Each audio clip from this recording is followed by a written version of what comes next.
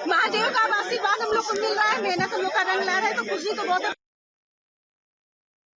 24 जुलाई यानी सोमवार को 4 नए चेहरे बीजेपी का दामन थामने वाले हैं और ये हैं साहब सिंह सैनी, सुषमा पटेल, राजपाल सैनी और जगदीश सोनकर। इनके अलावा भी कई और नाम हैं जो जल्द बीजेपी के साथ होंगे। लगभग महीने भर तक बीजेपी में नई ज्वाइनिंग का सिलसिला इसी तरह से चलता रहेगा। ये खास रिपोर्ट देखिए।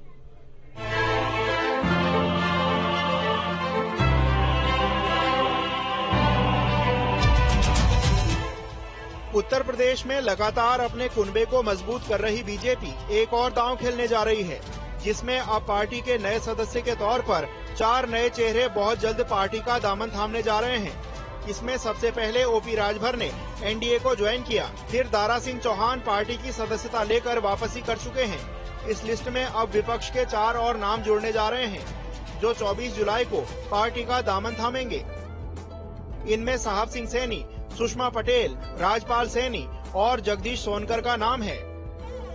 साहब सिंह सैनी अखिलेश सरकार में मंत्री रहे, पश्चिमी उत्तर प्रदेश से आते हैं। इनको लेकर के पहले ही चर्चा जोरों पर थी। पिछड़ी बिरादरी से आते हैं साहब सिंह सैनी। राजपाल सैनी भी पिछड़ी बिरादरी से आते हैं। 2022 में आरएलडी के सिंबल पर चुनाव लड़ चुके हैं।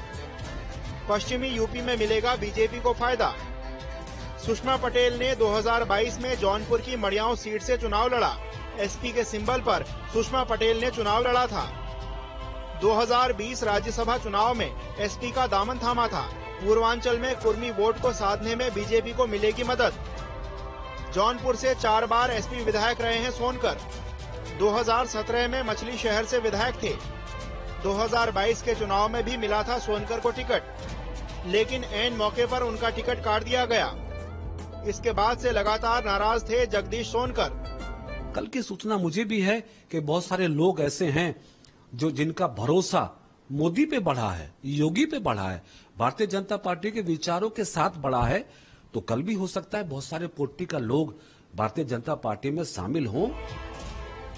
इन 4 दलों के अलावा अन्य दलों के नेता भी बीजेपी में शामिल होंगे। अगले 2 महीने तक लगातार ज्वाइनिंग होगी। भारतीय जनता पार्टी किसी को भी तोड़ने में नहीं लगी है, लेकिन एक बात सही है कि 9 साल में जिस तरह से प्रधानमंत्री जी ने भारत को के विकास को नई दिशा दी है, उत्तर प्रदेश में माननीय मुख्यमंत्री जी ने विकास के साथ साथ कानून व्यवस्था पर बेहतर काम किया है। उससे प्रभावित होकर उत्तर प्रदेश के बहुत सारे पॉलिटिकल लोग भारतीय जनता पार्टी में शामिल हो रहे हैं।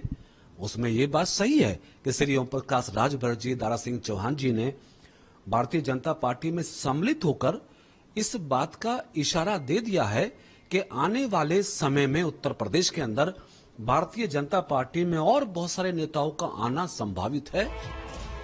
गौरतलब है कि बीजेपी लगातार उत्तर प्रदेश में अपनी पैठ मजबूत कर रही है और खास तौर पर बीजेपी पिछड़ा और दलित नेताओं पर पार्टी की नजर है। इन सीट पर पार्टी पिछले चुनाव में कम मार्जिन से हारी थी, अब वहां पर सबसे ज्यादा फोकस कर रही है। Team news state.